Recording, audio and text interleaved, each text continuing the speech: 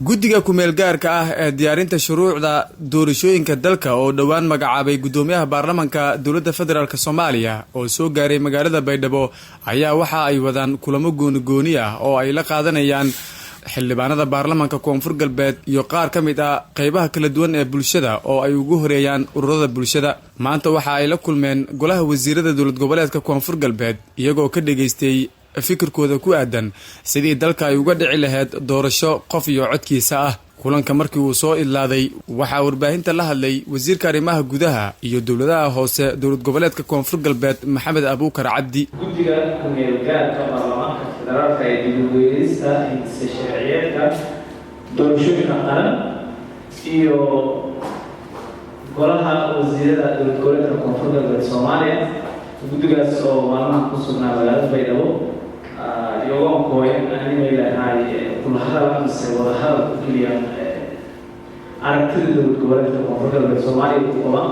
hindisa sharciyeedkaas ee horeen guddigii wasaaradda arrimaha gudaha federaalka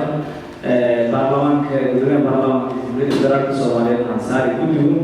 guddigaas oo markii ku horeeyay booqashadiisa wadahadal ku bilaabay Koonfur Galbeed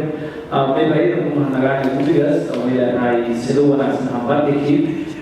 aragtida meelaha wanaagsan ay meelaha iyo dadka kooyan iyo waliba meelaha Koonfur Galbeed guddigu way ka darsan karaan ama ay ku dhiman karaan aragta ahaan oo meelaha sharciyeedkaas golaha wasiirada dowlad goboleedka Koonfur Galbeed Soomaaliya ay ku yeelaan aragtida ku qabeen iyo waliba ku aaminsan doorashada 2021 oo baarlamaanka gudaha Soomaaliya noocyada laga doonsa leedahay doorasho noocan bandhigi marka aragtooyinku ku aaminsan Koonfur Galbeed doorashadaas hal qof iyo hal qof soo noqotay haddii la wada koro noocyada wada leedahay kontinuity la tagay masawirka tagay gudaha hal qof iyo hal wada laga korto ama tirada la badiyo leedahay kontinuity la badiyo doodaha leedahay inuu kumisanaayo ku tahay aragtooyinkaas oo Koonfur Galbeed qabta Koonfur Galbeed ahaan way u bixin aragtida inuu qaadanay golaha wasiirada ugu metelaan shacabka Koonfur Galbeed oo ka aragtidaas meesna way leedahay insha Allah taala aragtidaasna ay caddaayeen guddiga kulli socdaal si socdo way baarlamaanka maradona dowlad goboleedyada gudaha Soomaaliya